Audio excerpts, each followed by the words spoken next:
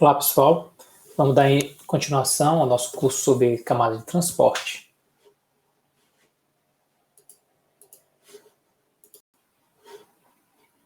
Esse conteúdo é abordado no capítulo 3 do livro do Kurose. Hoje a gente vai falar sobre o transporte não orientado à conexão, que é implementado pelo protocolo UDP. Então, o protocolo UDP, como já dito anteriormente, é um protocolo, um dos alternativas de protocolos da camada de transporte da arquitetura da internet. O UDP significa User Datagram Protocol. Ele está especificado na RFC 768, né, do IETF, e é um protocolo de transporte simples, né?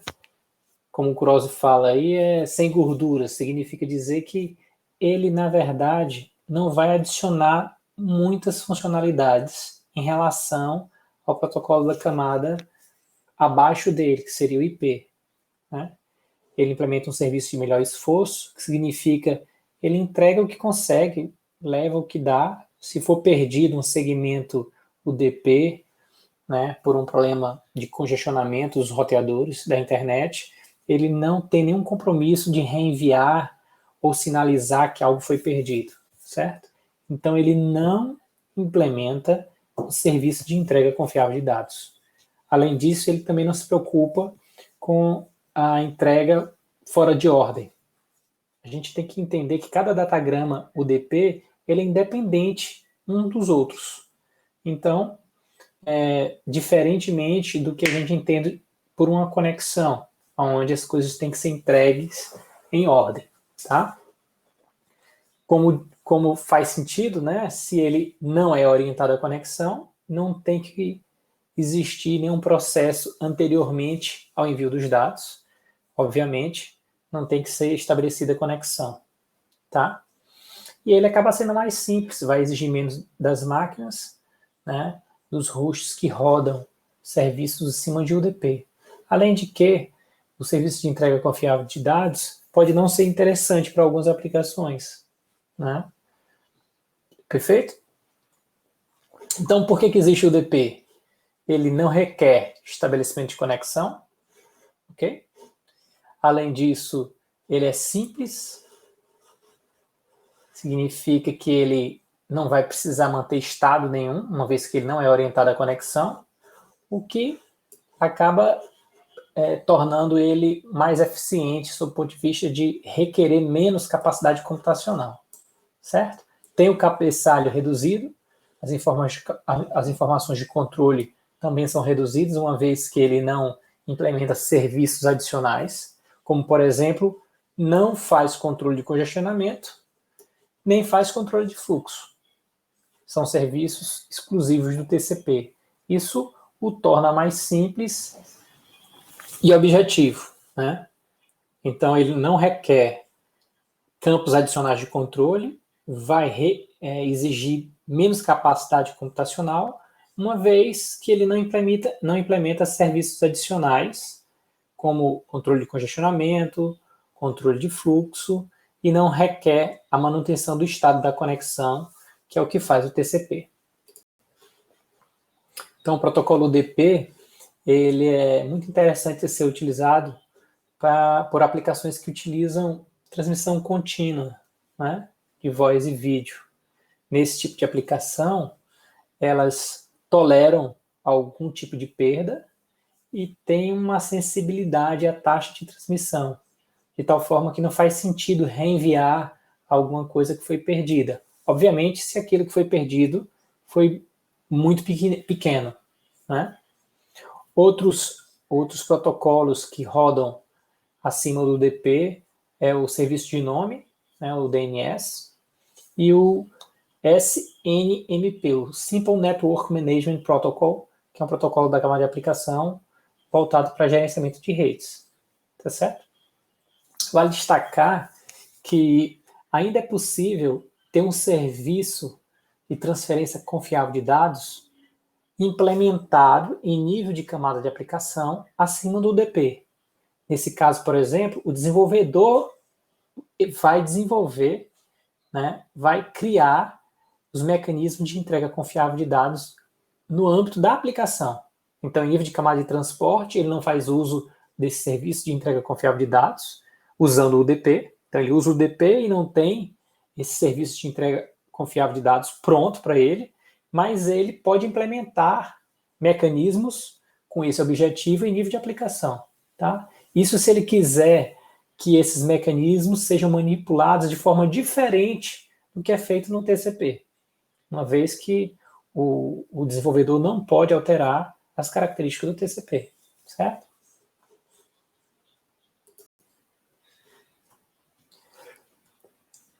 Então, é importante frisar que em ambos os casos, TCP e UDP, existe o que a gente chama de soma de verificação em nível da camada de transporte.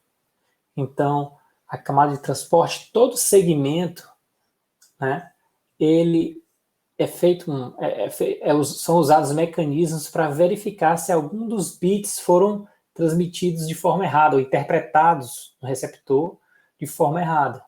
Isso permite detectar bits transmitidos erroneamente, ok?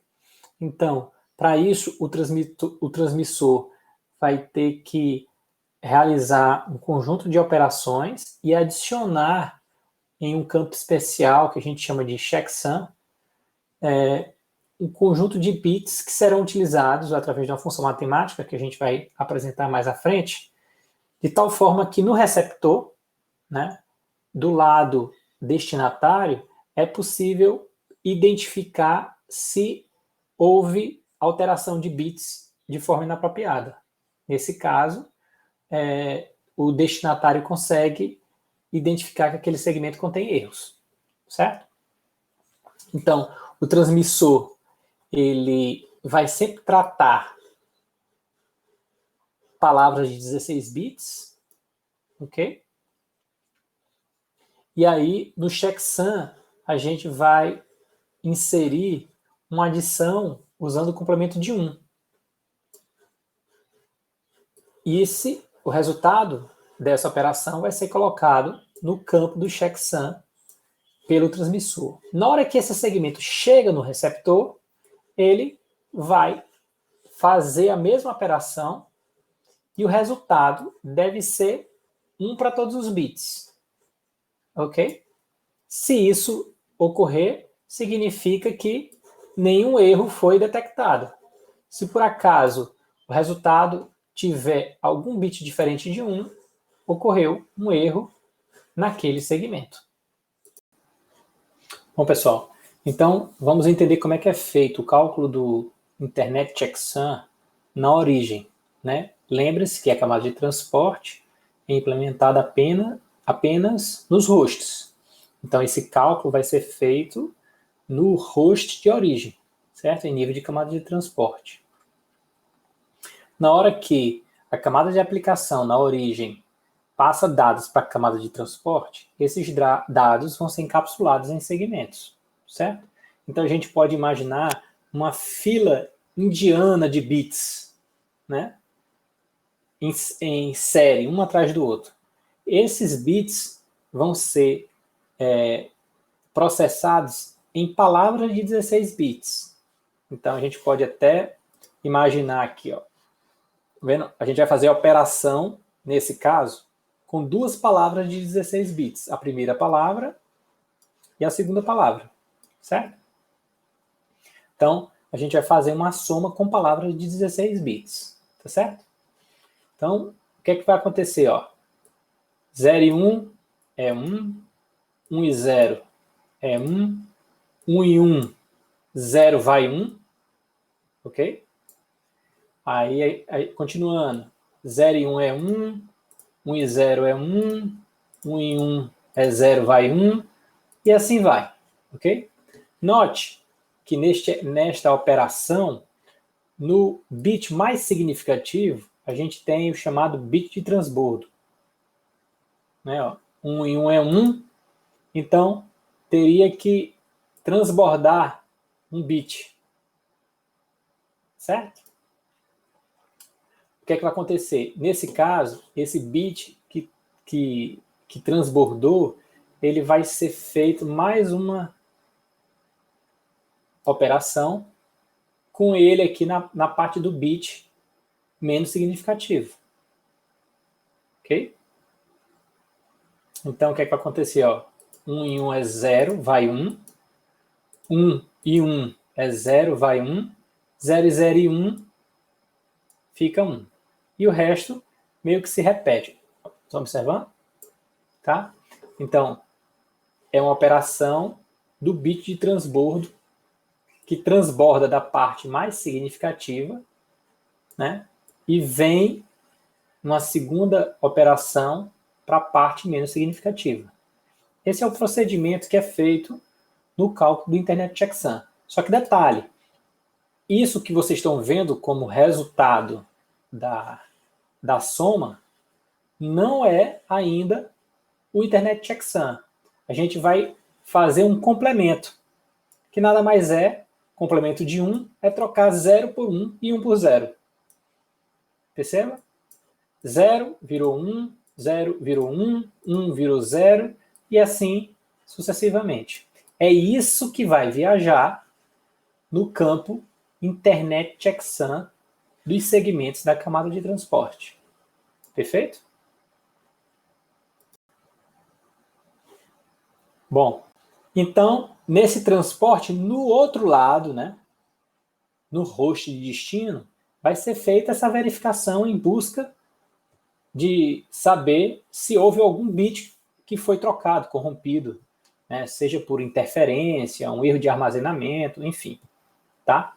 Então, aqui a gente tem exatamente aquelas duas primeiras palavras que foram adicionadas, foram somadas, né, lá na origem. O resultado da soma é exatamente essa aqui, ó. Ok? E a gente calculou o complemento dela. Significa dizer que se eu somo uma palavra com o seu complemento, obrigatoriamente o resultado tem que ser tudo 1. Por isso que a gente coloca o complemento. Na verdade, no host de destino, o checksum, que também tem 16 bits, vai entrar como uma parcela na soma de todas as palavras de 16 bits do segmento. De tal forma que, no final, a última operação vai ser somar com o próprio complemento da palavra resultante original. Se não houve nenhuma alteração de bit, significa que o resultado vai ser tudo 1. Se algum bit foi alterado, o resultado deve ser diferente desse aqui, né? Isso vai indicar que houve alteração de bits no segmento. Tá certo? Significa, então, se o resultado de todos os bits for 1, o segmento foi recebido igual ao que foi enviado pela origem. Se não, ele é diferente. Bom, embora a gente tenha no UDP essa verificação de erro, ele não se propõe a fazer nada com isso. Tá? A especificação do UDP não define nenhuma ação em função disso. É possível você ter diferentes implementações do UDP, uma vez que isso não está especificado, e numa implementação em um sistema operacional específico, ele pode descartar o segmento, não passar nada para a camada de aplicação, ou ele pode sinalizar a camada de aplicação. Vai depender dessas variações de implementação do UDP. E por que é possível essas implementações diferentes? Porque essa ação específica do que fazer ao detectar um segmento com alterações de bit não foi especificada. Tá certo?